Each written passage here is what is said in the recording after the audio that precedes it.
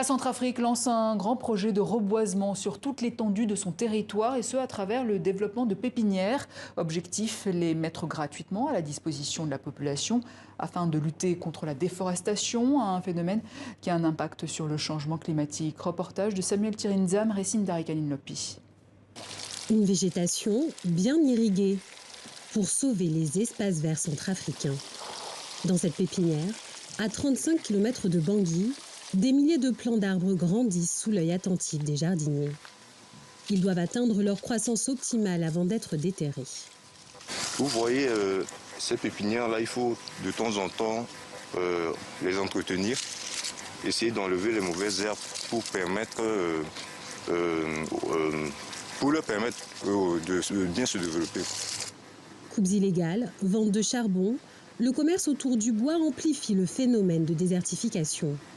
Alors grâce à ces pépinières, le gouvernement tente de reboiser le pays avec la participation de tous les volontaires. Comme Alfred, propriétaire d'un terrain de 7 hectares. J'ai fait une première demande de 500 pieds, ils m'ont donné, c'est ce que vous voyez. Ensuite j'ai fait encore une demande de 500 pieds, et rien que là, je suis à 1000 pieds. Et là où mes collaborateurs travaillent, mes ouvriers agricoles travaillent, eux, jusqu'au fin fond de la forêt là-bas, il y a des jeunes plants. Au premier plan, bob noir et chemise bleue, Luc Dimanche, en charge du programme de développement forestier, observe l'évolution de son travail.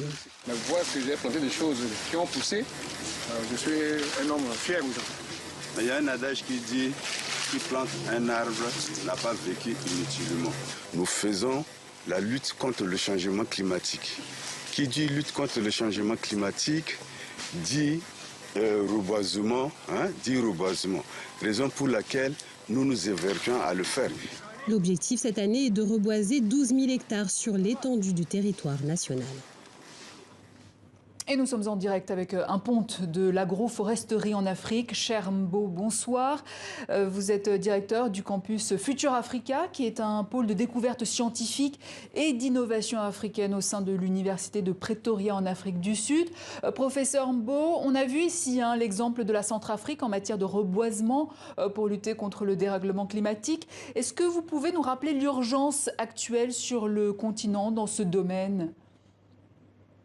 Merci Niga pour l'invitation. Oui, c'est plus qu'urgent de penser à la restauration des terres à travers le reboisement. Il y a beaucoup d'avantages que le reboisement donne. Non seulement ça contribue à la résilience des écosystèmes, à la restauration de la biodiversité, à la conservation des terres, mais il contribue énormément aux services écosystémiques, notamment le bois énergie dont les populations ont besoin et les formes de consommation locale en termes de plantation de plantes médicinales et d'usages divers.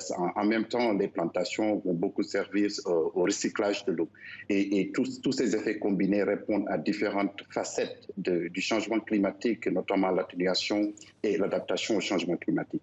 Alors, vos recherches portent aussi sur, vous le disiez, ces plantes médicinales, des plantes très nutritives aussi africaines qui pourtant ont été négligées par les politiques agricoles. Quelles sont-elles ces plantes, ces légumes, ces fruits et pourquoi ont-elles été négligées ? Votre reportage m'a inspiré ce qui suit. Et quand on fait des plantations en régie et qu'on fasse des pépinières pour pouvoir restaurer des terres dégradées, il faut toujours penser aux plantes locales. Je crois avoir vu dans le reportage quelques espèces comme Tectona ou le Melina arborea qui sont souvent des espèces qui sont importées. Elles prospèrent moins que nos espèces locales et leur croissance qui était un facteur favorable pour leur implantation, cette croissance n'est pas plus rapide que les espèces locales. Donc oui pour une plantation, oui pour l'approche communautaire, mais surtout oui pour les espèces locales. Et c'est là le sens de la question que vous posez.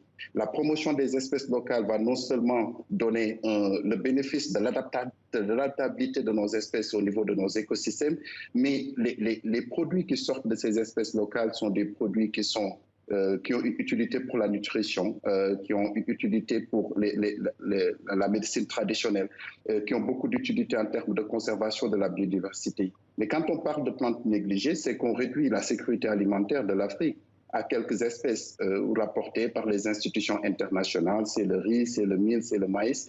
Et on compte du bout du doigt ces espèces qui semble constituer la base de la sécurité alimentaire en Afrique.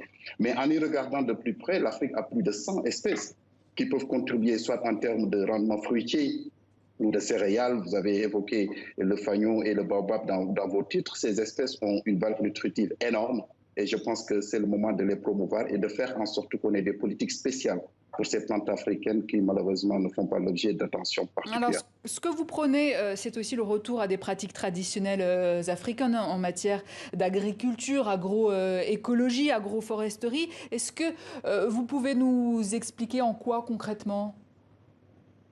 Ce qui est bizarre, c'est qu'en fait, on semble ne pas avoir ces connaissances quand on parle des ODD. Et on demande en retour des économies circulaires, de l'approche intégrée dans la gestion des paysages.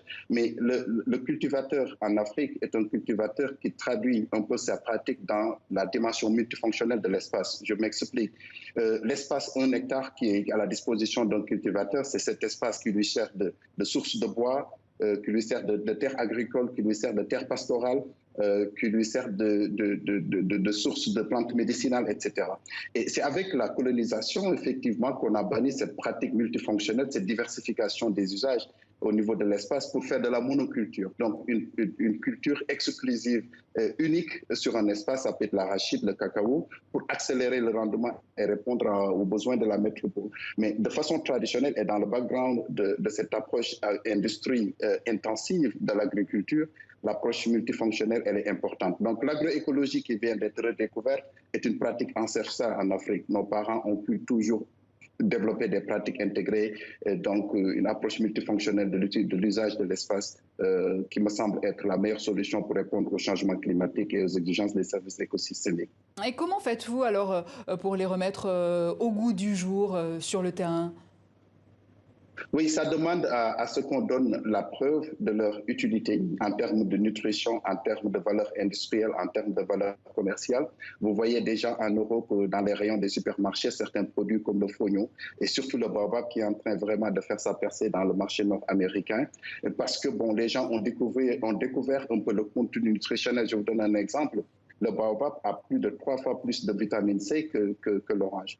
Mais si on ne la valorise pas, elle ne sera pas au même pied, disons, de valeur que l'orange qui est servi dans les hôtels, etc. Pourtant, si vous voulez prendre votre boost de vitamine C le matin, le jus de baobab est plus approprié. Et dans le baobab, il y a le calcium, etc. Si vous prenez le fognon, le nénuphar, le Deuterium sénégalense qu'on appelle Deuter au Sénégal, ou le Sabah sénégalensis, c'est des plantes qui sont truffées de vitamines et de vertus. Et malheureusement, comme vous le dites, elles restent méconnues parce qu'on ne leur donne pas un peu l'investissement qu'il faut pour accélérer leur production agricole.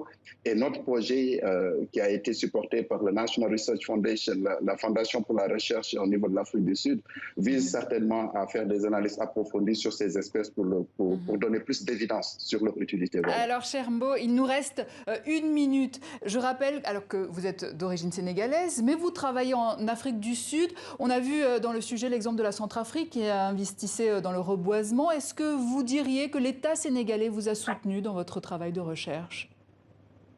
De façon générale, le chercheur africain n'est pas beaucoup soutenu par nos États. Si vous regardez le niveau d'investissement qui est fait au niveau de la recherche, c'est très peu. Et pour faire ce type d'activité en Centrafrique, il faudrait d'abord connaître un peu la biodiversité de ce pays-là, savoir quelles sont les espèces qui marchent et surtout quelles sont les aspirations des populations en matière de plantation d'arbres. Et sans la recherche, tous ces aspects qui sont liés à la valorisation de ces espèces locales ne pourraient être connus. Et du coup, on importe des solutions et les solutions importées sont souvent beaucoup plus coûteuses que les solutions locales domestiques qu'on peut produire en tant que chercheur. Donc, vous me donnez l'occasion de faire un appel pour que vraiment les États supportent la recherche domestique parce que les problèmes domestiques n'ont que des solutions locales et ces solutions viendront certainement des chercheurs. Merci, cher Mbo, merci. Et si ça vous intéresse, ce sujet, je rappelle que vous interviendrez, cher Mbo, samedi prochain lors d'une table ronde sur la question au Muséum de Toulouse dans le cadre de la mobilisation Africa 2020. Et je rappelle que vous êtes directeur du campus Futur Africa à l'Université de Pretoria en Afrique du Sud.